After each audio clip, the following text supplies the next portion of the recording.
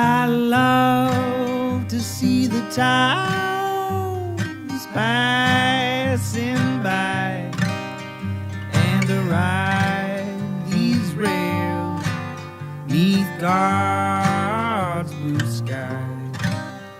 Let me travel this land from the mountains to the sea, 'cause that's the life I believe He meant for me. And when I'm gone and at my grave you stand, say God called home your rambling man.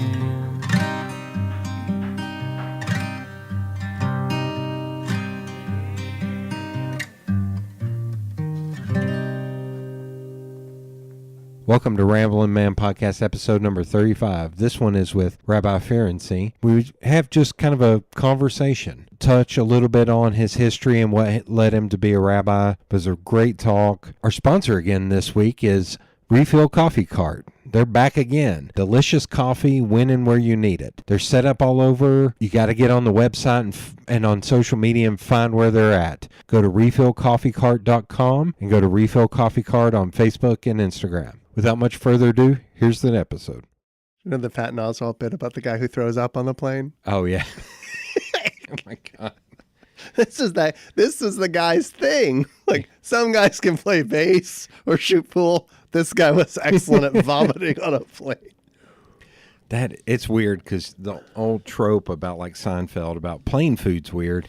And then now it's Bill Burr, Patton Oswalt, and then Kyle Kinane has a funny bit about a guy opening a bag of pancakes. He's like, they're just thrown in a bag, like That's a plastic bag. right, I remember that, Kyle. Yeah. Oh, my God. Yeah. It's like it's plain humor, but it's different. Here's a question. Is stand-up comedy like, I've always loved stand-up, but like, is it enjoying sort of a renaissance? Is it? Yes. It's a thing now? Yes. Okay. Because when I talk a lot about, like, I'll mention stand-ups in teaching or in a sermon, and it's not, I mean, I think it's not necessarily for like the ages of my congregants, but it's a thing that's happening. Yes. Is it because of, like, it's because of podcasts.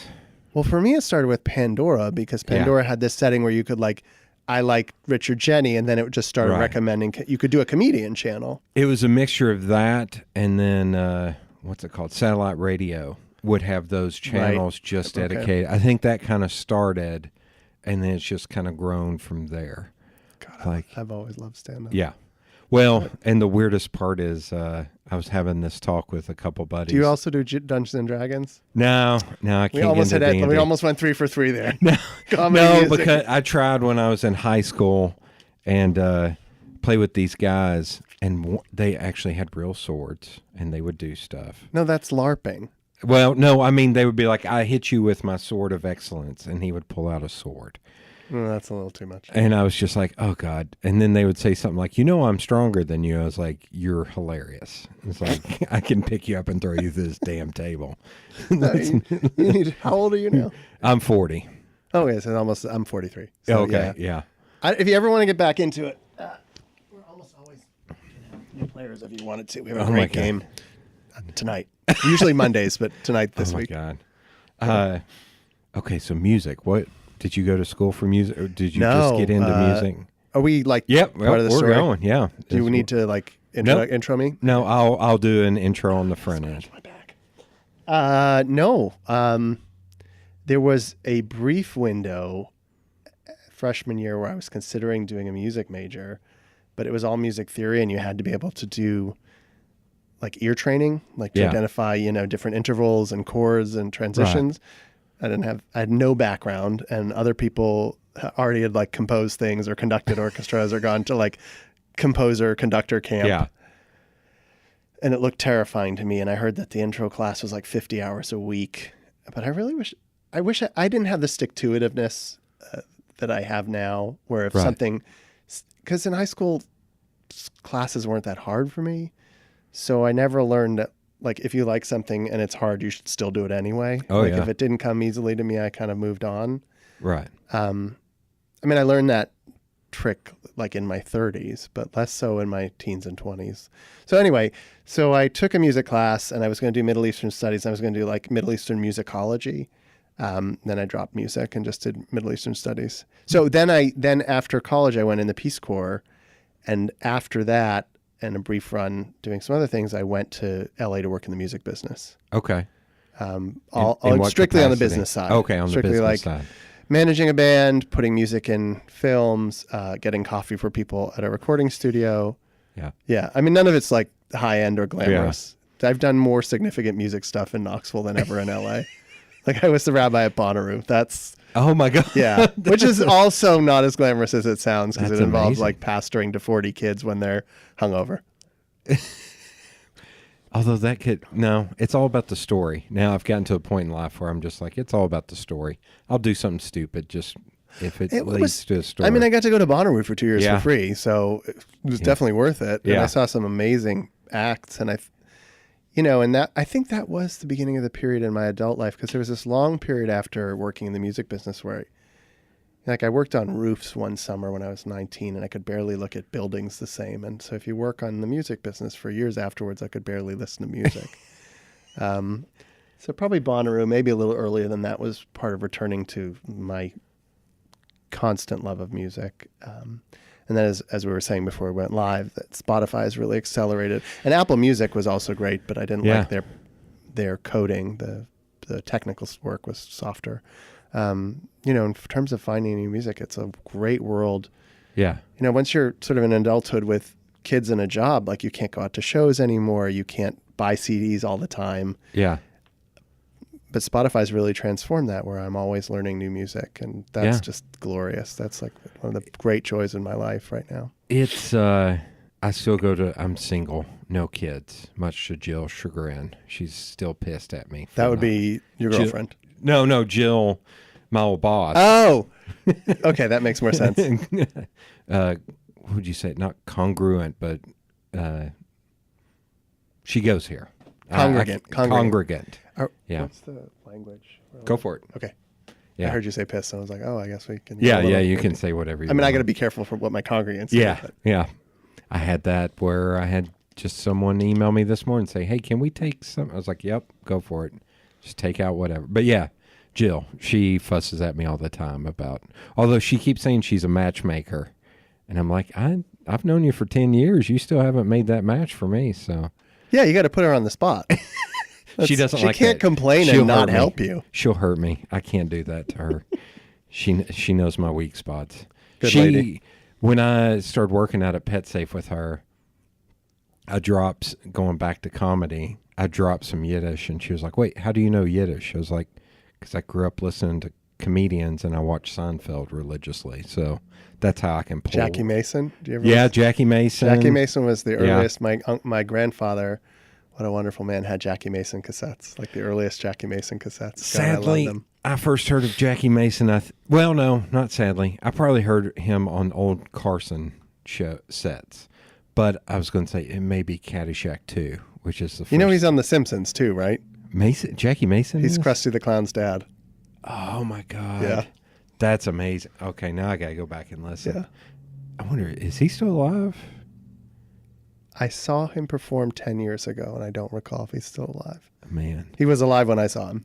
There's some I wish I could have seen before they passed, or I think of Bill Cosby. Like, I grew up loving Bill Cosby, and now it's like burn everything. But I love him. That whole question, I don't know if we're going in that direction of like, what do you do with artists who their personal lives is repellent? And in most cases, I still listen to the art. Louis C.K. is a little different, where the art is so much about the addiction, the compulsion, and the bad behavior that it's hard to listen to. But I don't feel the need to burn Ryan Adams records the more I hear about what he's. I've worked with artists, and they're not always nice people. I can't say for sure if more often than not they're more often than the average person they're not nice. I mean, you make art out of real darkness quite often, good art out of real darkness. So I don't expect artists to be decent people. I'm always capable of separating art from the artists, or almost always, whereas my mother can't do it at all. She can't watch Tom Cruise anymore. I was like, he's still fun. Oh, because of Scientology? No, because he's crazy. Because he's crazy. Well, I figure everybody is crazy. That's right. That's right. The Ryan Adams thing, when that came out, I texted my cousin. I was like, does any of this surprise you? He's like, none of this surprises me. I don't think any of it really surprised. Nothing ever surprises me. I was like, because we were fans of his during like the heavy drugs year. Oh, I thought it was just alcohol for him. There's heavy drugs too? There were drugs in the early 2000s too. Okay. Yeah. Like it was. I got the impression, that was when I was in the music business. We were Yeah. starting to push Ryan Adams records. It was right after Heartbreaker. Yeah. And he was definitely one of those people you'd get the impression like just not a pleasant person, and that was Right. really impairing his career. Oh, yeah. And some of it probably was addiction, but some of it is just sort of personality flaw Yeah. that makes radio station programmers and other people who are kind of key gatekeepers just not want to work with him. And then you have a weird dynamic where you can have a great talented person who no one wants to promote because they're just so unpleasant to be around. The guys in Oasis. I think about Oasis would be a great example. Yeah. Yeah. Another British band I like, Ocean Color Scene. I always heard they were really unpleasant. That's what always cracked me up about Tom York is I watched that documentary on them when they were Radiohead when they were touring OK Computer, and he was just like, I don't like being the center of attention. I don't like all this, as he was sitting right in front of the camera. I was like, it looks like you're mugging for the camera, dude. If you really didn't like it, there's a hotel room you could be sitting in right now. Like, come on, man. Come on. Well, it's a weird, singers and artists just are in a weird position. Yeah. Some of them I wish. I was like, can I not know anything about you personally? And I've never had a problem separating the art from the artists. I mean, it's the same with visual artists. A lot of them were unpleasant people. Filmmakers, actors, actresses. Like, I just don't demand that. I don't think they're in a standard like for example, a politician or a teacher or a pastor, where there's an expectation of sort of transparent ethical conduct. I heard somebody much smarter than I say somebody said that the hang up is almost like if you put out there that you're listening to Ryan Adams, it means something to you internally. And so it's almost like you're applying yourself onto it. So if he's a bad person, then does that make you a bad person? I've heard people say that kind of like, it's almost like you're endorsing something. I don't experience that. I mean, R. Kelly is a monster. Yeah. I've never liked his music, but Pete Davidson on Saturday Night Live had a great routine. Like you can listen to R. Kelly, but when you do, you have to like repeat to yourself, this man's a monster. Well, it's weird. Like the Bill Cosby, I immediately got rid of everything. But R. Kelly and Michael Jackson, I probably still have CDs up on my wall because it's almost like I feel like I've known they were not good. On the flip side, I've known they were not great people for a long. I don't know what it is. It's a hang up in my head. It's just different for each person. I don't know. Like I said, I think Louis C.K. is first of all, he managed, at least until recently, he managed so the fallout from his crimes, indiscretions in some cases, much more forthrightly than anyone else had. On the other hand, for him, his comedy is really about his addiction. Right. And so it grates on the ears in a way that if you like R. Kelly's music, again, not for me, it has very little to do with his monstrosity, his predatory behavior. Yeah. So I think I can differentiate like Ryan Adams, like actors who are weird, but I can still enjoy them and in a role. Yeah. So I think I think in society, I don't think it's unreasonable on a pastor. One could say a politician, maybe a teacher or someone in a helping profession, but to put the demands of role modelship on an athlete, an actor or a musician or a comedian, I think is misplaced. They've never made that claim. Yeah. My sense is some people like LeBron James do a really incredible job of being mentors and leaders in communities, but that's not part of shooting a basketball. Yeah. I've always bucked up against when people use the term hero for somebody. Yeah. I was like, you know what? Like my dad and my grandfather are heroes or role models to me. Yeah. Or even, I'd say the only athlete right now I could confidently say that about is Magic Johnson. And That's a good choice. It's less about what he did on the court and more about what he's done after that. Absolutely. From the business side and community support. Yeah, absolutely. I think that's totally legitimate. Yeah. You know, I've said this to people. This is sort of known, so I'm not revealing myself and my politics, but I felt that way about John McCain. And to be honest, it was less about policy, because there's a lot of policy disagreements I would have with him. Right. Than about character, and just about someone who was forthright, honorable, transparent, funny, self-effacing, dignified, strong in a real way. Yeah. You know, I had a chance to work with him on his 2000 primary campaign. Oh, really? Work with him. He might have shaken my hand once. We were just very inspired. It was less so in 2008, but in 2000 he was speaking this rhetoric of courage, and I had just come back from the Peace Corps, and courage was a real sort of value that I was on fire about. And so that's what I did between the Peace Corps and the music business, was actually working on his campaign. And so I think taking like someone like that as a hero or a role model is different than and Magic Johnson post-career. I think that's post-basketball career is a really great example. Like that's real leadership. That's real role modeling. That's real mentoring. That's real philanthropy and giving back. You know, I don't remember what he played like on the Lakers, but anyways, there's a Red Hot Chili Peppers song about him. He's still my favorite. Like, is he? There's two guys and I that we always argue about who is the greatest of all time, and I always say you'd have to go Magic or Bird. Like, I don't go Michael Jordan because he's too much of a ball hog, and that's wasn't how I was raised. Did you play? Yeah, I played basketball, football, baseball, threw shot put, and boxed. Wow. Yeah.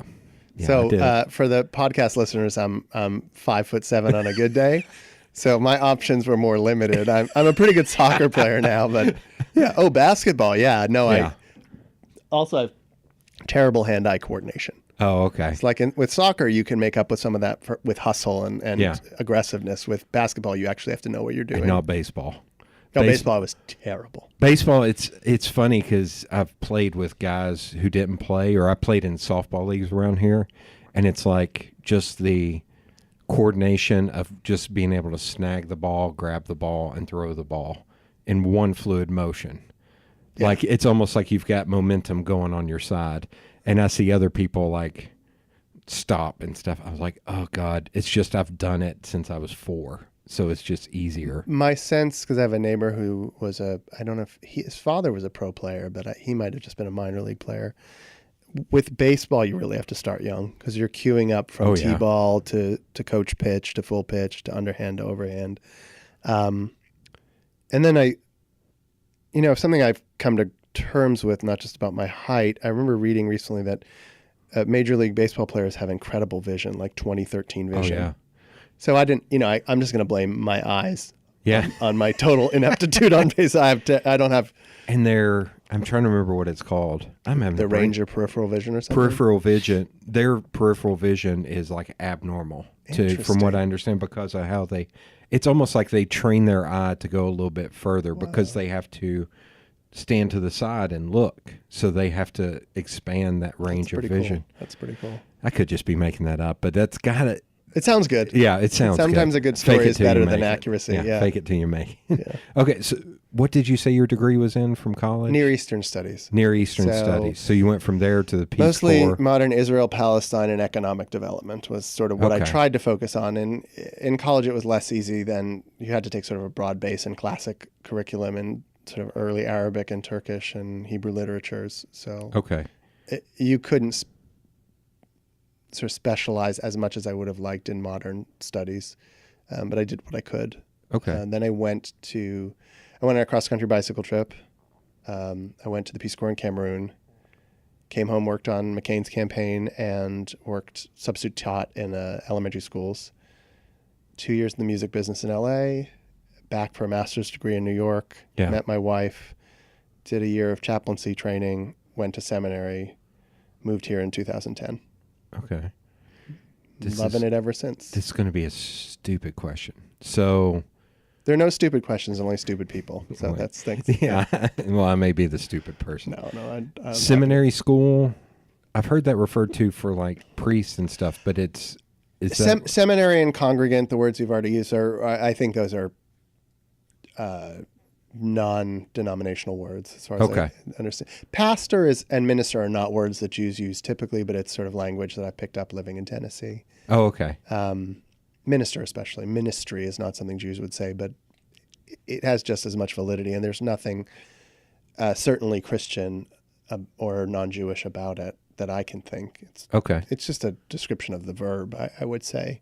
Okay. And then there's a lot of words and language that I've learned to use living in Tennessee so that my non-Jewish neighbors can understand what we're describing. You know, Jews don't describe things as the fellowship time, but we have a fellowship time when we eat together after worship services. So it's not so dissimilar. We may have different words, and some of them are in Hebrew and some of them are in Yiddish, but... I thought you were going to use terms like y'all and fixin' too. No. I've been, I'm really good about you don't care to. I have really mastered that. If you don't care to pass me that, I'm very good at that. Them vittles. That ends in them vittles. I've never used vittles. Them vittles. I love being here. It's just great. Well, and it's wild because I'm from the city. Of Knoxville. Yes. Okay. So, like, I went to Fulton High School, which is an inner city school. Is that where you grew up? Yeah. East and north is where I'm from. Like what? Like off Magnolia? North of Magnolia? I grew up over there, grew up on towards Easttown Mall. Okay. And then in north near Belmars Elementary. And you lived here most of your life? All my life. Never moved away. That's a great It city. lived within, I think, 5 mile radius. Most of the world does that. Yeah. And I love it. I travel a lot. I've been afforded the opportunity to travel a lot. Still not made it overseas. I drove into Canada one time, and my phone didn't work, so I immediately just left. Yeah. I was like, screw it. You found out that I got Tim Hortons. Tim Hortons. I got Tim Hortons. Tim Hortons, I'm out of here. Yeah. And I I don't have Krispy Kreme up here, I'm out of here. I got made fun of because I was like, coffee, and they're like, what would you like in? And I was like, just black. And the woman was like, what is it with you Americans? I was like, I think that's racist. Wait, I think you're an American too? You're in North America? Like, I didn't want to get into it. I was just kidding. That's funny because what that tells me is that Tim Hortons doesn't have good coffee, because the only time you need to drink coffee not black is if the coffee's pretty cheap. It was not very good, but it stayed hot forever. I don't know what was up with those cups, but it was boiling hot forever. And I joked with a buddy here. I was like, what, they put maple syrup in it? And he was like, yes, they put maple syrup. I was like, you've got to be kidding me. Do they seriously? I guess so. There's a can I advertise? Yeah. Plaid Apron across the street has coffee with sorghum molasses in it. Oh, yeah. That's an incredible coffee sweetener. I do that at home. They call it like a Southern Cuban, where they make a Cuban coffee, but instead of Demerara sugar, they use sorghum molasses, and it's terrific. I've done that with real honey. There's a guy I know that makes honey real as much. Okay. Try sorghum molasses. Okay. I'm gonna circle. See, I told you I'm gonna circle back around. What led you to those studies in college? Did you kind of do that in high school? Were you curious? Here we go. No, it's lazy. It was, for so much of my life, I feel like I just fell into things. Like I knew guys who. I knew guys who, knew they wanted to be a doctor since they were 16. The mic keeps sliding. Oh, it must be because it's flat. May have to. There we go. Still good sound? Yeah. Okay. Yeah. I knew guys who, since they were 16, knew they wanted to be doctors, right? But I never had that. I mean, I always knew. I think when I was a kid, I knew I wanted to be a rabbi at some level. They were the people I saw who were rabbis were people I wanted to emulate, and the people who took care of me, and the people whom I wanted to pay back. I also knew I wanted to work in music. Like you, I had this insane love feeling for music since I was a kid. And then... Okay, hold on just a second. Got a technical microphone stand issue. I think I broke in your microphone stand. Much better. That's a great idea. Yeah. Okay. Excellent. I'll move it closer. Okay. So, I had that love of music, and so eventually I did the Peace Corps also because I love sort of international culture. I mean, for me, it's all about the intersection of faith, culture, and policy. Okay. The place where, for example, so last night there was a vigil with the Muslim community here. And I think the places of intersecting with culture in terms of sharing foods, sharing music, advocating for each other in different communities and communities of communities, the way Knoxville is, and then having open and kind of fun and wide-ranging conversations about faith and the places that we share in common and the places that we don't. I mean, that really gets me going. Those Okay. are the things that I really, really get a lot of joy out of. Not necessarily one on top of the other. Like, I don't always love Jewish music per se, but I love Judaism and faith, and I love music and the arts, and I love Right. sort of culture and international policy. And so those are things I explored both in college and beyond, and then kind of circled back to probably what was my first love, or my second love after music was Judaism. It's hard to remember which came first. Judaism and faith and theology. And what's amazing about being a rabbi, I don't know if this is true for Christian pastors, although I suspect to an extent it is that I get to integrate all of that. I mean, we have music Right. within the congregation. We do political activism and advocacy, social service. I get to engage with other cultures. We do some sort of international connections here and there with Israel and other nations. Okay. So it's a great job that way. I mean, it's always wonderful when you can integrate the things you loved but didn't pursue, the roads not taken. There's a great poem by Douglas Crace called The Lake Effect that kind of talks like that you have so many ideas up to a certain age, or really your whole life, and if you don't sort of crystallize around one of those concepts, you never get to do or become anything.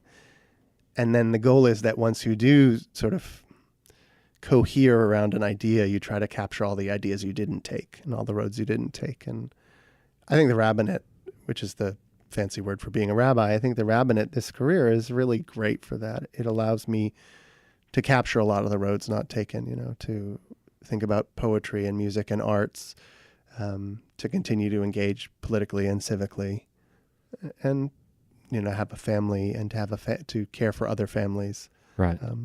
It's almost like it's all interwoven Yeah. together. Yeah. It's not yeah. just a very, it's not a linear job in any Right. real way. And I love that. I love that. That's sort of the associations and the connections. Okay. Yeah. When you were younger, did you get to do Birthright? No. Okay. You can only do Birthright. I think you have to be 18 and you have to have never been on an official Israel program. Okay. So Birthright, I Right. think it's the Steinhardt Foundation. It's a program to bring, I don't know if you have to be young, but Jewish Americans to Israel for the first time. right. You can go if it's not your first time, but you can't go if it's not your first sort of program. Like if you've gone with your family when you were 10, which I also did. Okay. That's fine. But I'd already been on like a semester in Israel and another program in Israel working on a kibbutz. So I would never have qualified that I know. Okay. But you got to go over when you were also, 10. no, I don't think it existed when I was in the age cohort. But Oh, my brother-in-law did it. Okay. Yeah. For some reason, I thought it had been around for a very long time. I would guess like 15 years at the most. Oh, okay. I never recall having even the inkling or the opportunity to do it. So I probably missed that boat. But you got to go. What did your folks do for a living? So my dad had a series of like sort of entrepreneurial jobs. Towards the end of his career, he's been retired maybe 5 years by now. He was working at the government, mostly in Department of Homeland Security and USAID, mostly until the last 10 years, mostly doing contracts in the former Soviet Union to build sort of rule of law and business development. Okay. Then he kind of folded that into work at Homeland Security, kind of parlaying those international connections post 9/11 to help us build security infrastructure. Okay. My mother was a synagogue professional, not a rabbi, but sort of on the Okay. back end doing executive work at synagogues. Okay. So you combine naturally, like it's in the family. Does that combine? I don't know. No. Okay. Is there stuff your dad still can't talk about, like clearance? There's stuff he claims he can't talk about, but I think he's lying. I mean, his earliest career, he worked at Army security in Turkey, intercepting Russian communiques during the late 60s, early 70s, and he claims he was like a spy, but Yeah. really he was kind of on the low end of that. He wasn't, if you go to NSA, NSA, National Security Agency, I've Yeah. always heard that parties, if you have like a dinner party of people from NSA, the one thing they don't talk about is work. So no, he's told me a few things, but I don't think if it ever was needed security clearance, it doesn't need it now. And I mean, he has great stories about nearly being beaten up by the governor of a Russian province, but oh my God, I mean, he was kind of pushing back against the corruption, and that doesn't win you friends in the former Soviet Union. No.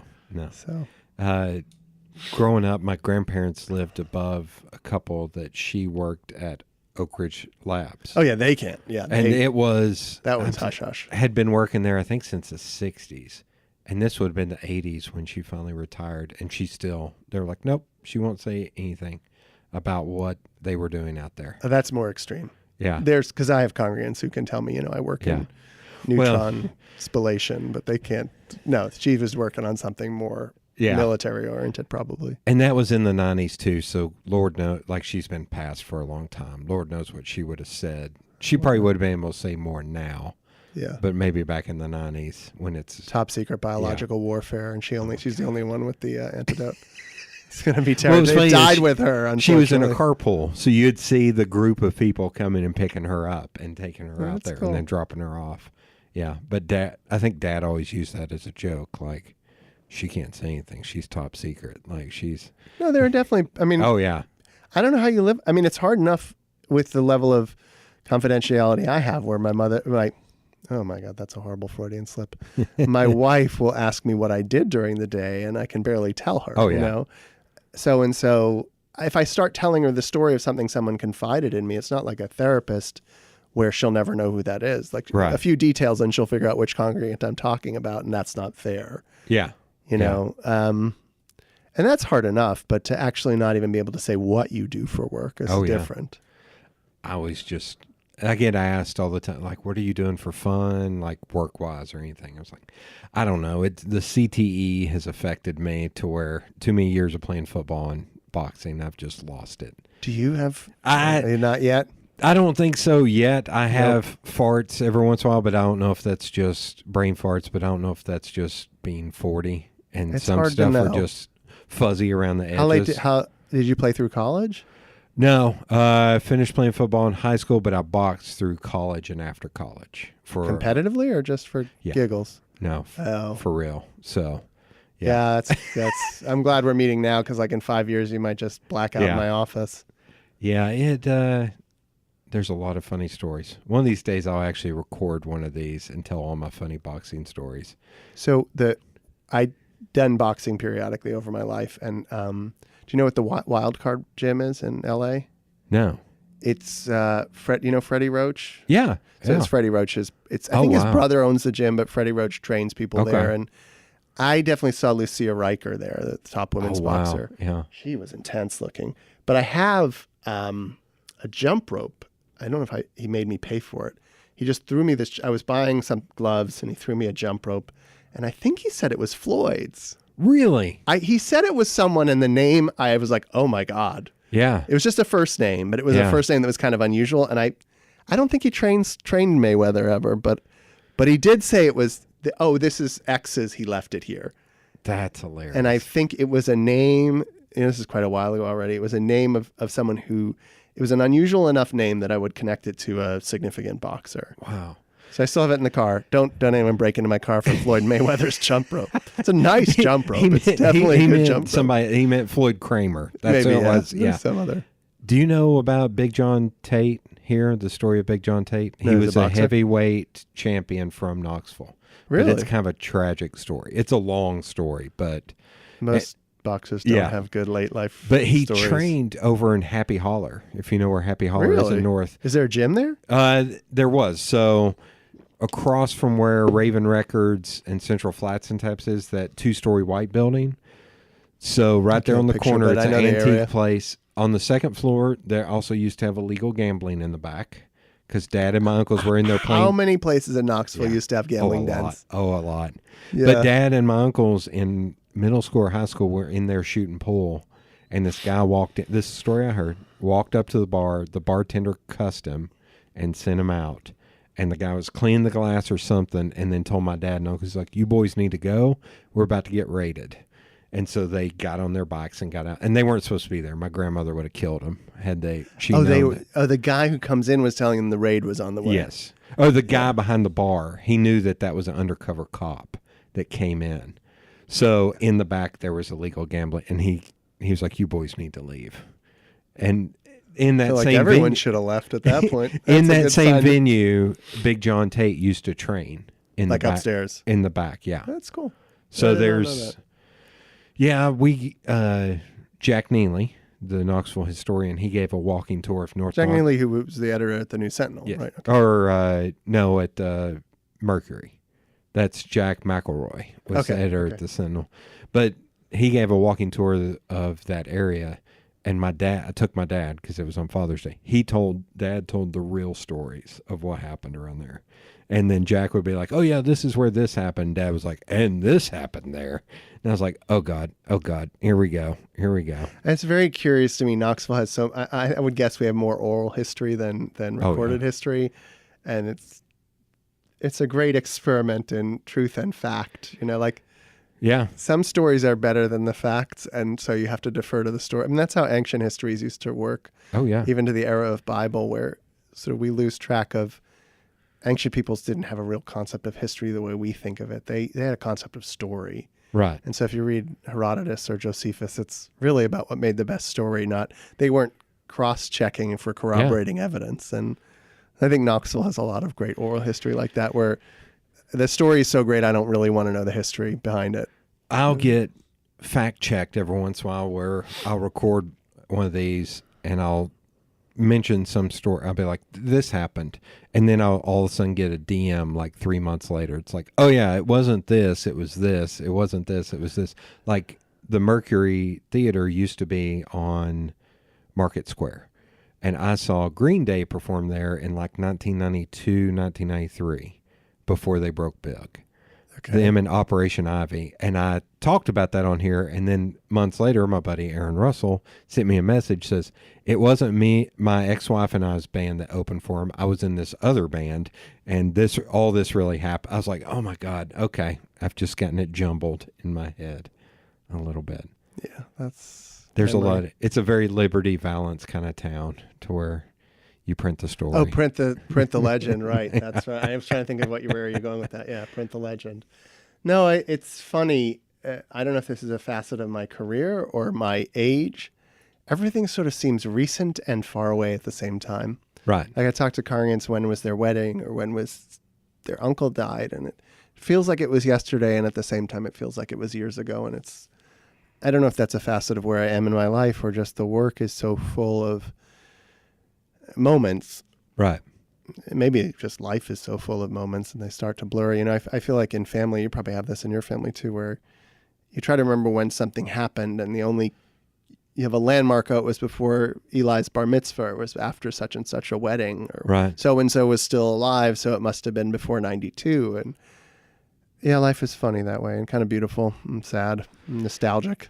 I had an uncle that passed away early, and I can never remember how many years he's been passed, but I can remember that I went and saw Batman Begins that day with my buddy, and that there was a Foo Fighters album that came out. So those two things. The one with Everloving, right?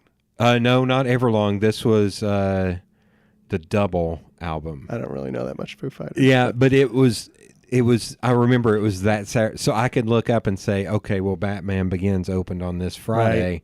So I know it was that Saturday. And that's the only way I can't remember the years. I can only remember the events what's around it. Yeah. I mean, that's the way the human brain really works. We don't, March 19th doesn't mean much, but the day before or the day after such and such is really, that's the way we're embedded. That's the way we're wired. And it's a little bit of like my little sister's birthday. I can never remember which date it is because I remember the date she was supposed to be born. Oh, really? And then she was actually born on a different date. I was like, oh, it's only like 4 days away, but I'm like, shoot, I can't remember which one is right. One year, I think I was in college, and the Boston Globe had listings of celebrities whose birthday is today, or some sort of listing like that, and it said it's Bruce Springsteen's birthday. And I said, "Oh shoot, that's my sister's birthday." That's when I remembered to call her. God. I always remember that her birthday was the same as Springsteen, so I called her. Yeah. Okay, so when you were young, you got to travel a lot when you were young, or was that kind of a one-time thing? Or I mean, when I was young, if we're counting like pre-college, what's young? Yeah, pre-college. So by the time I was in college, I had lived abroad a little. I had traveled in Israel and Spain. We had a family trip to Europe after my sister's bat mitzvah. I think that's about it. And then I did after, I went to Israel again. I lived in Central Africa in the Peace Corps for a while. My wife and I have since traveled to Ethiopia and Jordan and Israel and Belize and Mexico. And then I did a program through my seminary in El Salvador. Right. I think that's the big highlights. And my dad, like I said, worked in the former Soviet Union, so I got to go to Russia and Turkey to see him. Is there any one place that stands out, or is it all just a hodgepodge of... No, I mean, it's all just wonderful. Belize is beautiful, really friendly. Israel, I suppose this is true for many different faiths, but as a Jew, of course, I can only speak for that experience is really powerful. And it happens to be Israel and Jerusalem especially just happen to be places that I like genuinely as a place. And I have family there. Spain, I saw when I was 18, and I still remember it being a great place to visit. I still love Spanish food. I've never been to the Far East, so I can't speak much about Asia. My wife has been to Thailand and Hong Kong and a few other places that way, and her sister's been everywhere. I don't know. I love learning languages. I love exploring food and music and other parts of culture. I never watched, was it Parts Unknown or Places Unknown, the Anthony Bourdain. I only saw a little of the Anthony Bourdain's work, but I remember kind of having that same sense of like, boy, it's fun to go to places no one's been yet. Oh, yeah. And to poke around and to try new foods and to meet people, be off the beaten path. It's so easy. When you go someplace, it's so hard not to be a tourist. It's so hard not to just see the big sights, but to like actually meet people and to actually, a good sign for me that a place caters to tourists is when the menu has pictures. That's a sign you're in a tourist restaurant, as if the menu has pictures, so you know what you're getting. Oh my God. So. There's another one of these I did on, I think I don't know if it's 2019. I don't know what's a wrong opinion or not. I think guys have an innate ability in like bars and cigar shops to strike up and become friends with pretty much anyone and everyone if that person is willing. Like I've sat in a ton of cigar shops and just sat and talked to some guy and then be like, okay, do you want to come see my jazz band play in Brooklyn at 2 a.m.? It's like, that's what he's like. A guy just after he had me read his doctoral thesis, like a guy you met in a cigar shop said, want to read my 400-page doctoral thesis? Yep. Did you do it? I started, and then I hit a point. And I was like, I have to look up too many of these words. Like I don't have a lot of desire to read people's doctoral thesis. But it was just fascinating to me. I was like, this is somebody 2 hours ago. I had no idea this person existed in the world, and now it's like I'm going to see his jazz band. So, what's your comment on that? Is that a lack of boundaries or a nice thing? I think it's a relaxation thing. That both of those places, a bar or cigar shop, and especially if you're traveling or if you're a regular, you'll just be like, you know what? I don't have anything to do. I'm watching a baseball game or something. If I start talking to this person, they seem decent, then it's a quick friendship. Whereas there's been people, it's like, please don't talk to me. I would rather you didn't talk to me. It's funny. I don't know that I would describe myself the same way, but you're probably less of an introvert than I am if this is what you do. Doing podcasts with... I toggle between both. I hate getting up and speaking in front of people, but I know it's a necessary evil. I hate the sound of my own voice, and yet I do this. Mm-hmm. It's just, I feel like if I want to do things in life, I have to try. So, but then I also need downtime. So it's sort of like an introvert would work. Yeah. Toggle's a nice word. I actually enjoy public speaking, but I don't like big crowds talking. Mm-hmm. I don't like being in a big crowd. It's too much. sort of environmental stimulus. Right. My brain kind of gets overloaded. But I like people. Yeah. I like one-on-one, and I like small groups, and I like playing games and being with people, but I don't like crowds. But I'm not sure who really likes crowds. It feels like just an opportunity for something to go bad. The good thing about crowds is, even though I'm a big dude, is sometimes being able to just, I call it smoke bomb, out of there, where you just disappear. Oh, like Batman smoke bomb? Yeah, like poof. ninja smoke bomb. Just get out of there. A buddy of mine, Dave, does it. He'll just be like, oh, it's a good opportunity, and then he'll just leave. That's hysterical. He's like, I have a beer and Tinder waiting for me at my house. He'll sit, call it a bed beer, and he'll look on Tinder at women, and he's like, I love that more than anything else in the world. I think, my wife and I met through an online dating site, but that was before sort of mobile dating. And I think I would find Tinder very lonely making. I call it a nightmare machine. I just think it would be very lonely. All of it is scary and sometimes sad. Like when you see couples and they post pictures of open couples with pictures of their kids. I'm like, no kids. Please take the kid pictures off of here.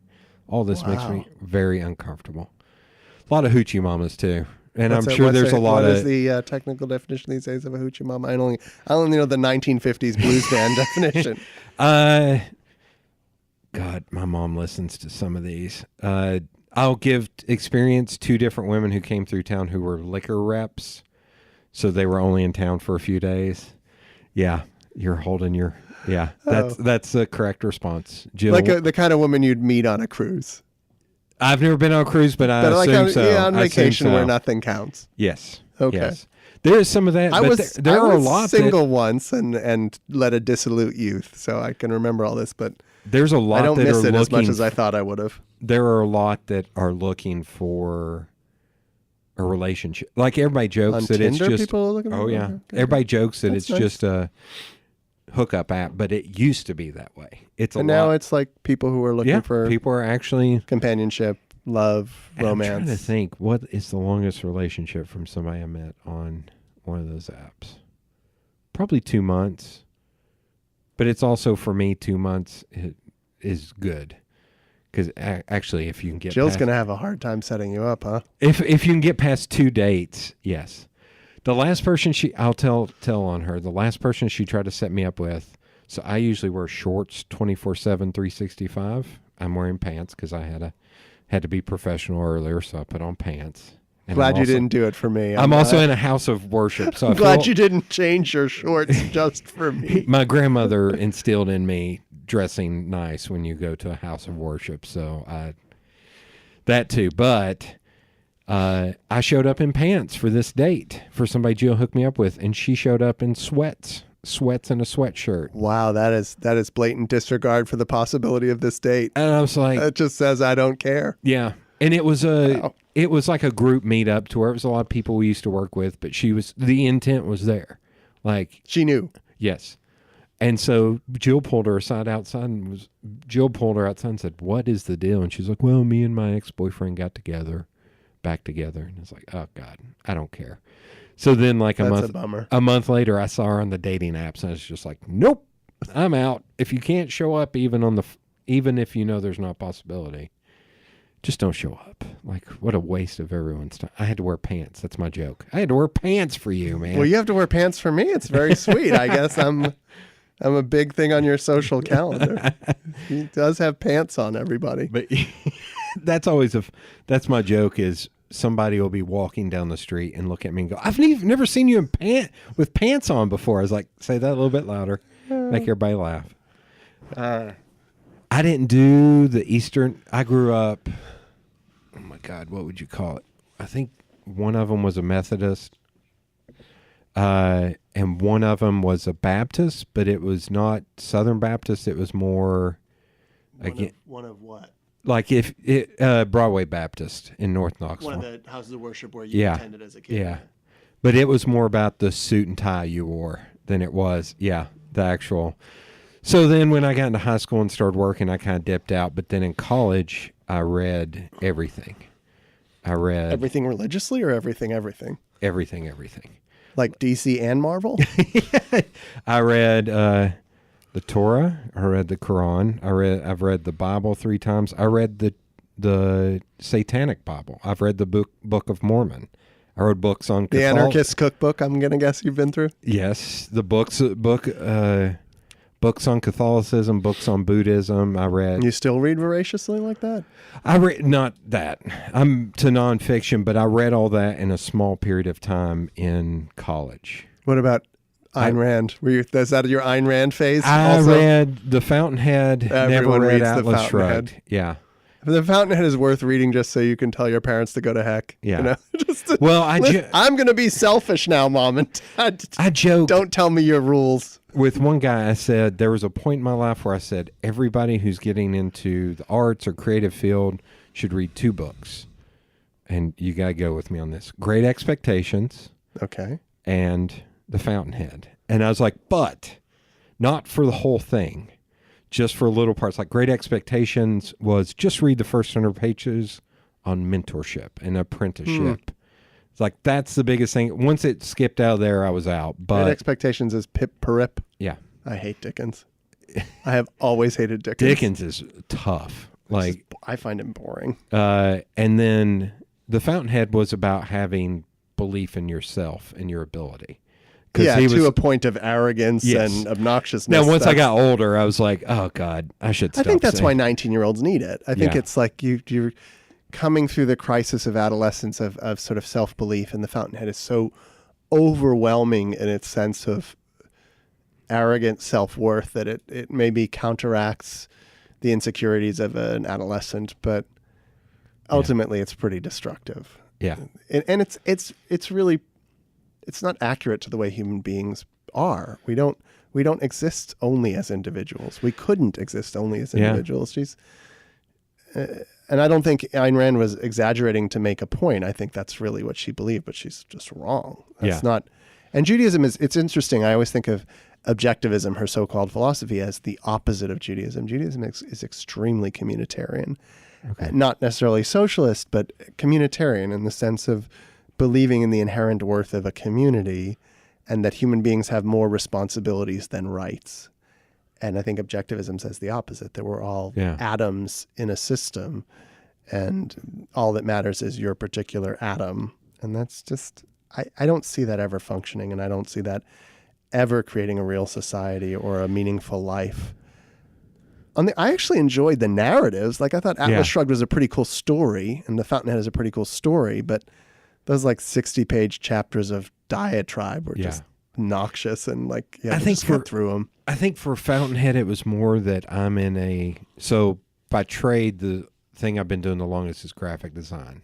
Cool. So it's a creative field, and I think there's a lot of times, I think, slip back into it a little bit, because it's like, there are times where I've had to make the statement, I've been doing this 27 years. Really? Yeah, since I was 13. I was like, I know what I'm doing. I need you to trust that you hired me and you're paying me, that I know what I'm doing. Like, you want to make it purple. I don't have the chutzpah to do that. Awesome. That's bold. I was like, but it happens a lot where people are like, well, we just need to change a few things. It's like, you don't. Jill's a great one to argue. God, she's going to hate hearing this, but that's okay. She knows. She would keep making changes. I was like, I've already ran through all those. It's almost like the Matrix. I've already run through all those scenarios. And this is what it distilled down to. That's when you're really good at your career, is you can sort of see through the Matrix, so to speak. So that's when I still listen to the Fountainhead. Every once in a while I'll say something. I was like, am I starting to sound like that? Do I need to shut up and just... There's another guy who says... I bet you also have, when you have a level of experience and competency, and I find that only now after almost a decade in my career, you can be humble about it too. Right. Because it's the difference between the physical therapist I see who's been in her career for decades, and when she touches your muscle, there's an absolute certainty in what she's doing. Yeah. And the one time I let a friend who was in physical therapy school try to adjust me, and it was the same place, the same spot, the same action, but it was done with such tentativeness and nervousness that my body couldn't relax enough to accept the help. And I thought that's a really nice sense of how career evolves. Oh, yeah. And I was joking recently that I'm sort of an advanced beginner in my work. It's been almost a decade, and I feel like I'm not a complete idiot anymore, but there's still so much to go. I wish I could say I had 27 years of experience. There are rabbis who start the work in their 20s, and I only started at 35. And so I would love to have had more time in the career already. On the other hand, I got to be in the music business. I got to do the Peace Corps, which, though not directly related to the rabbinate and to pastoral work, gives me other lenses to bring to bear. And I think, if nothing else, might make my sermons more curious, more multifaceted. I think it's also, you mentioned the word humbleness. It's also, would you be more headstrong if you started earlier, to where you might be a little bit more, not bully.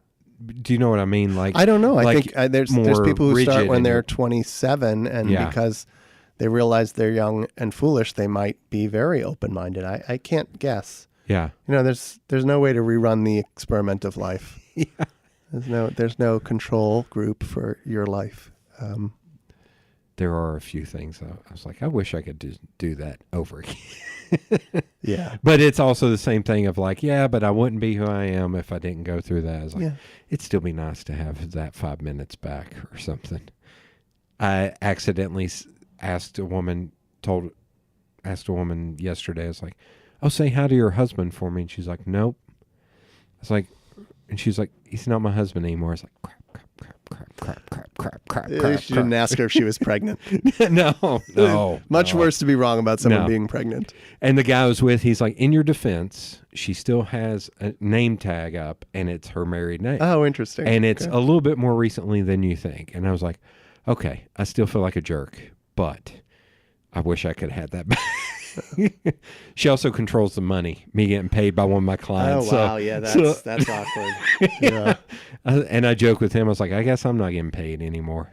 I try to model this to my kids. I think there's nothing wrong with saying you're sorry. I said, I'm sorry about 50,000 times. I just don't think that we all make mistakes. It's sort of a natural part of life. And the sooner you can be okay with that. I mean, some mistakes, I guess there's some mistakes in life that might be unforgivable, and there are some mistakes that are hard to repair and make amends for. And then there are a lot of mistakes that the sooner you apologize and correct them and move on, the better everyone is. Yeah. And I think the only thing that stops us from doing that is hard-headedness and insecurity and unwillingness to admit that we're fragile and imperfect. And God didn't make us any other way. Do you feel like you've always felt that way, or that's came from being... Apparently, people who knew me would have said I was very arrogant. Okay. I had to... It is odd. I would not have marked myself as arrogant. I don't know what I used to do, but I know that was an impression people had of me. And so from the age 25 to 35, I had to work very hard in the other direction. Okay.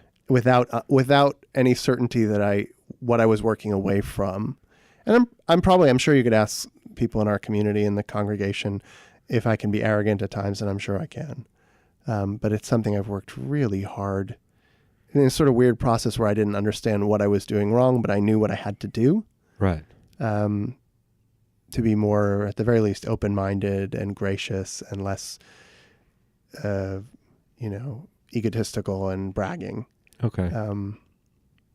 And I can't say for sure I do a good job of that. I know in the work that I have, in the personal sort of interior work I've done, and moreover in having small children, it's humbling. I mean, it's a trite thing to say that X is humbling, but you're stupid. I feel stupid as a parent. I feel mostly stupid as a rabbi. I mean, the first time I was called to do a funeral of a precious young man, and to think, what could I possibly say in this moment? Or we sent out a letter to the congregation after the murders and terrorism in Christchurch, New Zealand.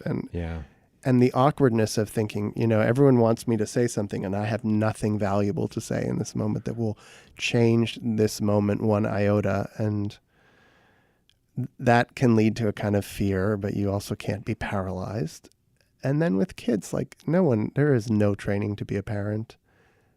and you're making it up as you go along, and you love them, and you're constantly making mistakes and injuring them, and you have to keep getting up every morning and trying again. I don't know. Being a husband's been a great life lesson. Being a rabbi's been a great life lesson. Being a father has been a great life lesson. We have 4 small boys, and that's a lot of work. Yeah. That's the standard response when I mention 4 small boys. 4 small boys. Yeah. Ooh. What's wild to me is I know a lot of parents, or it's like parents around my parents' age, that were super young and had kids, but I see them as still great parents. It's like, that's wild that you had kids at 20 and you pulled still, it off. Yeah, and you seem like an adult, or like I wouldn't have been able to do that. And I hear a lot more people now make that sentiment. Like, I'm very impressed that people have kids that turned out okay when they had the kids when they were 24 or 25. Oh yeah. When I was 24 or 25, I was entirely selfish, totally emotionally unstable, materially unstable. I was moving constantly from place to place and job to job. I would have been a terrible parent. Luckily, no one ever wanted to have kids with me at that age, so it wasn't a real issue. Oh my God. No one was ever like, we should get married. You're crazy, arrogant fool. I'd love to settle down with you and your lunacy. So no, I had a lot of work to do on myself before it wasn't even an option. But yeah, I'm always impressed with people who can pull it off. But, and then there's so much of children that has nothing to do with the parent. You're really giving birth to this thing that is its own thing. I did, just to keep it recent, the best thing of my day was to give my 3rd son a mohawk this morning. Nice. That was really just started the day on a great foot. Right around 8 a.m. He's like, let's do it. Did he wanted my the 4-year-old? Oh yeah, he's been asking about it. I mean, I think he had to like stick his nerve up to the sticking point. But yeah, we gave him the mohawk this morning. It looks adorable. But it's also a good teaching lesson, because you're like, now I'm sending you out into the world with a mohawk. You have to own that you have a mohawk. If people make fun of you, it's your decision. Well, he's off from school this week, so I don't know if he's going to see anyone who's going to notice yet. But his brothers love it. Oh my God. I love it. I think it's the coolest thing. His hair doesn't really stick up enough for him to tease it out. But yeah. I think that's a lesson that came from like my dad and my grandfather, of like, that's fine. You want to do this, but you're going to live with the consequences. You're gonna own this. Yeah. I mean, you do that as as the kids grow, you give them more possibility to screw up. Yeah. And it builds comfortableness in your own skin. My kids have started doing jujitsu, and watching them get choked is like, oh man. I love it. Not that I love watching them get choked. No, I know that. I just went really wrong. Yeah, I love watching my children get choked because, I can't do it. Yeah. No, but I had this moment with my eldest where I watched him, I don't know if he was getting choked or some other hold, and I could see him working for a few seconds, trying to figure out if he could get out before he tapped out. Right. And finally tapping out. And I was so proud of him, because to me it showed, I'm not going to tap out right away. I'm going to see if I can get out of this on my own. But I'm also not going to do something foolish. Yeah. Like, it was a good timing and a good awareness of trying, but not breaking anything, physical or otherwise. And I thought that's what you hope for. You don't want your kids to have no grit, and you don't want them to be foolish either.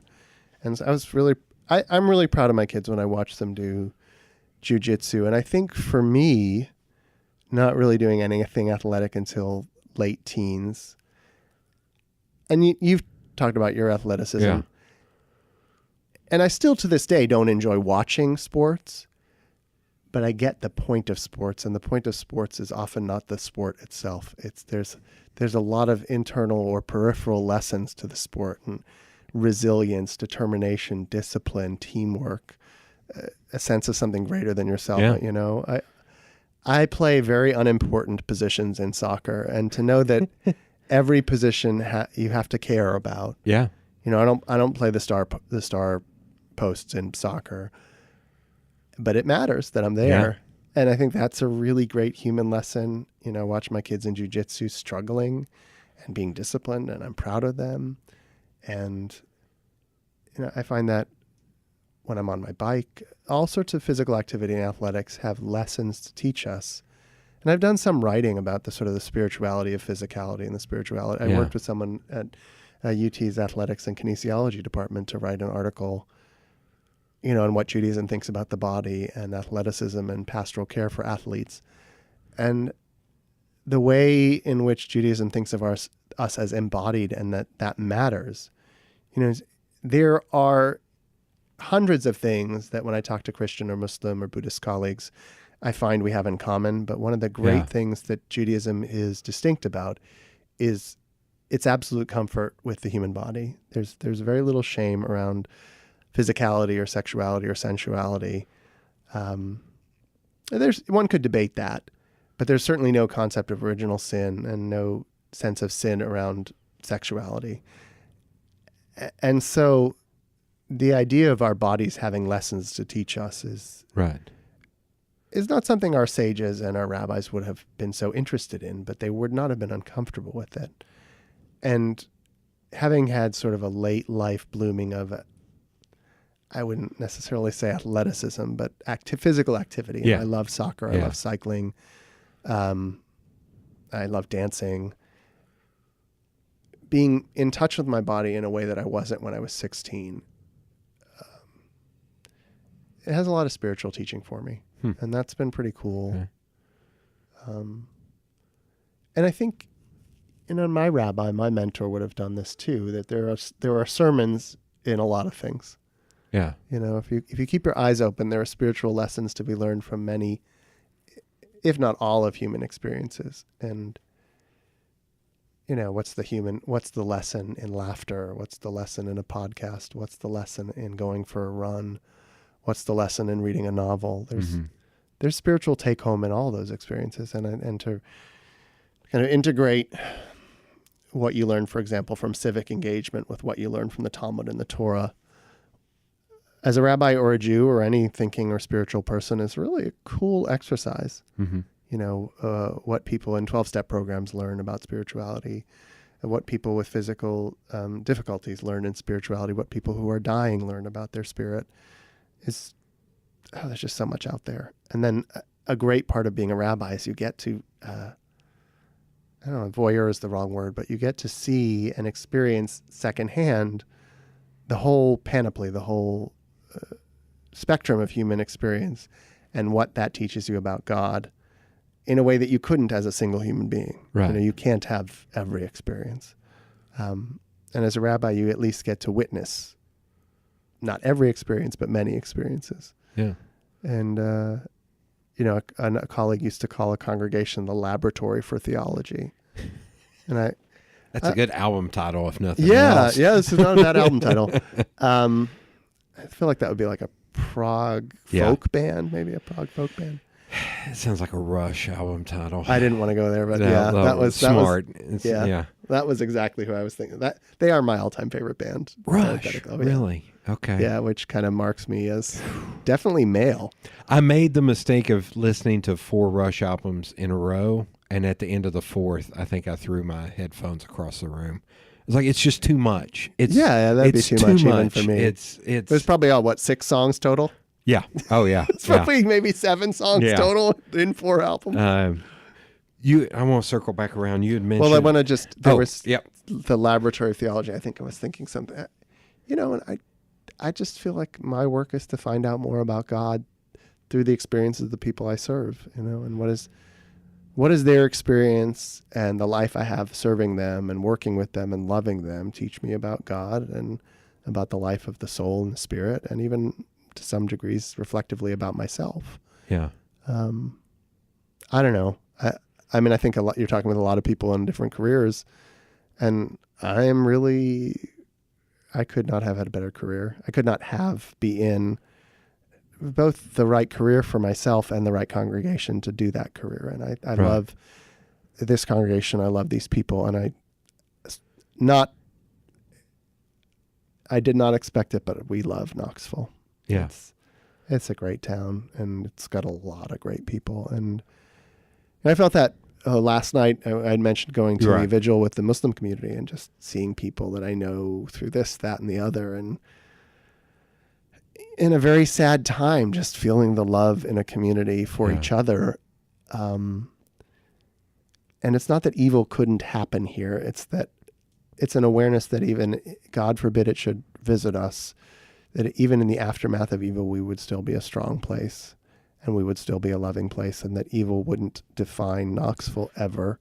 Well, and Yeah. a microcosm, a smaller one Chris just up Spice the road. was there Yeah. last night, Yeah. and yeah. And he's a very loving person. I get the sense that their congregation, Tennessee Valley Unitarian, is still very loving and very supportive and very engaged. And, evil doesn't win, at least in Knoxville. No. And I think that's a great message. We're not going to let evil win. Evil exists. I think you have to be really honest about it. I mean, I wouldn't say ironically, but tomorrow night we celebrate the holiday of Purim, so we'll reread the book of Esther twice, once tomorrow night and once Thursday morning. And the ironic part is that there was a murder spree in Israel by a Jew to a Muslim community at this time of year. I'd forgotten it was this time of year until recently.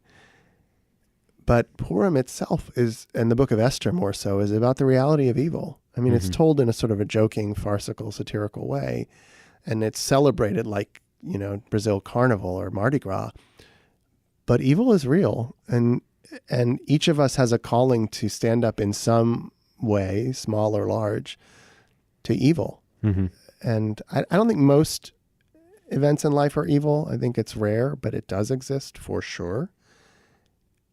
And what matters is that we're not silent or quiescent in front of it. But if evil is only 1% of human experience, or even less, or 1% of humankind, the danger is that the other 99% don't stand up and say no. Yeah. And as long as the other 99% or more is standing up and saying no, how much can evil do? Yeah. You can limit the effects of evil. And I don't know, I felt that when the murders in Pittsburgh happened and the community rallied around the Jewish community here. And last night when the murders in Christchurch happened and people gathered together with the Muslim community here, even though we were dozens of time zones away. I guess it can't be dozens of time zones, but a dozen time zones away. And the message is really, I think, no to evil. You cannot set the discourse. Right. The wicked will not decide the conversation. The wicked will not decide the course of history. We will never eradicate them, but they will be footnotes. Right. And that's what I'd like to see, that evil becomes just aberrations and aberrant footnotes, and that the main course of human history is determined by the righteous and by the people who care and the people who live in community and the people who love and share and work. Right. And, the bastards who want to tear us down, that they won't get to define us. Yeah. Yeah. Don't let, Christofferson, don't let the bastards get you down. You just kind of got to keep. Apparently that's an old Latin phrase. Is it really? I learned that through The Handmaid's Tale. Hilarious. It's not like I studied Latin. But I always joke, I'm going to quote the poet laureate Rocky Balboa in saying, nothing will hit you as hard as life, but it's not about how hard you can get hit. It's about how hard you can get hit and keep moving forward. How much you can take. Is that in the original Rocky? No, that's in Rocky Balboa, which is the one before Creed. But I'll watch that speech every once in a while too. As a boxer, it was only after I learned how to box. I always thought he was like defending himself against. He literally takes all the punches on the chin. Oh yeah. Yeah, he's the worst boxer I've ever seen. Well, they were saying that was the point of it, was that he could take punches and still remain standing, but some of those, it's like, all right, now you're just dumb. Now you're just like leaning into the punch. Oh my God.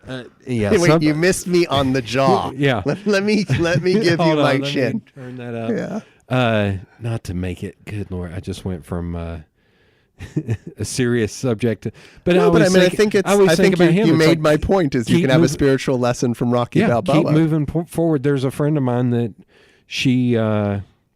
I use that phrase a lot. She was talking about creating a teaching program in design. And she said, I keep falling from imposter syndrome. to where I'm like, why would anybody want to hear from me? I love imposter syndrome. And I sent her a message, and all it said was, keep moving forward. It's like, screw it, just go. Like, somebody will get something out of this. Like, it doesn't matter. Do it. I mean, on a related note, the single greatest part, or one of the greatest parts of my job for me in working with so many people, is realizing how much is common. And, and for example, the imposter syndrome. I can't think of anyone that doesn't have the imposter syndrome sometime. And I can't, I've made this line before that everyone seems happier before they walk into my office. If you see someone in the hallway here, they seem a lot more together than they do when they're sitting on that couch. Yeah.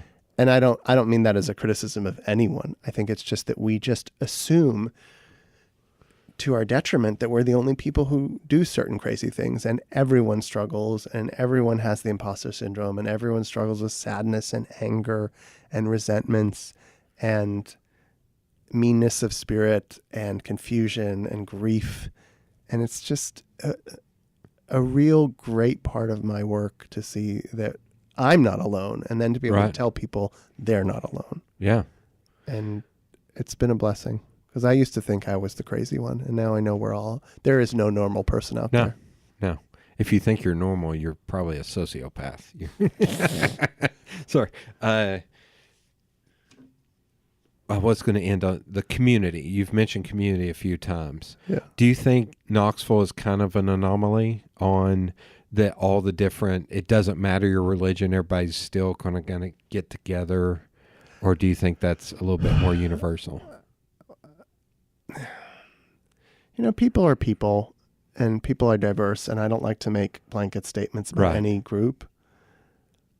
On the other hand, I've heard more anti-Semitic comments in my 9 years in Knoxville than I have in the remainder of my life prior. Really? Which is not very many. Might be a total of 6 comments. I mean, the most recent being I was at Lowe's checking out. I had bought a board for my wife, and it couldn't fit in my car, so I left it aside and left her name on it. And the woman, kind of putting it aside, says, "You people are so nice." And I thought she meant like husbands or 43-year-old men who were buying things for their wife. And then I realized she was looking at my yarmulke and my head covering and knowing that I was Jewish. Oh, God. And it's hard to explain. Maybe it's not hard to explain why even saying something nice about a group of people is deeply insulting. Right. It really reduces me to a statistic, and because I'm not always nice. And there are plenty of Jews who aren't nice, and I'm happy about that. Yeah. And I think, so I guess I'm only saying that in the context of your question, which is to say, there's no perfect place. Okay. And the only question is, what are you focusing on? And I could spend the month since that experience at Lowe's focusing on that woman and her misguided attempt to connect with me. Or I could focus on what happened last night. Yeah. And real connection and real interfaith dialogue and real love among and between communities. And Knoxville is all of those things and more. And I don't think Knoxville is unique. I think a lot of communities can pull that off. But this is where I am, and this is where I live, and this is where I own my home, and this is where I work and love. And my children are all born here, and this is where I want to, I think, die, and hopefully not soon. Yeah. Do you feel like you also, maybe in knowing that, want to kind of lead by example or lead? Yeah. And because there's a level of investment, right, I want it to be better. Yeah. That line from Junebug, which I think Annie Lamott originally said that it's a Christian line, but God loves you just the way you are, and God loves you too much for you to stay that way. Okay. I think that's just, and I feel that way about Knoxville. I love this place just the way it is, and I want it to be better. Yeah. For its own sake. And, and like I was saying, I think that's a piece of being invested, and that's a piece of, not yet, but soon, the house I live in will be the place I've lived longest in my life. Oh, wow. Yeah. If you don't count, I mean, to get that statistic, you have to not count college, because I was sort of living at home, but sort of living in dorms. Oh, yeah. Living at home in the summers, maybe, or in the weekends. And, so I lived in that home I grew up in Hingham, Massachusetts for 10 years, and now I've lived in my house across the street for 9. And pretty soon it'll be the home I've known the longest. And so you bloom where you're planted, you know. Okay. Hafiz, the Muslim poet, says, wherever you are, God drew a circle on the map. I don't know about you. I mean, you got to grow up here, but for me, God drew a circle on the map around Knoxville, and this is where I am, and this is where I'm supposed to be, and this is the community I want to make a difference in. And maybe, you know, by making a difference here with things like what happened last night and happen all the time, the world gets better. Yeah. And maybe it radiates out from Knoxville, or maybe we, you know, generate fusion with other cities, other places, and the world slowly improves. And like I said, we win the conversation, and the conversation isn't dominated by the evil and the wicked and the liars and the cruel, but by people who are making choices towards peace and faith and consideration and graciousness and community. So thanks for having me on your show. Yeah, thank you.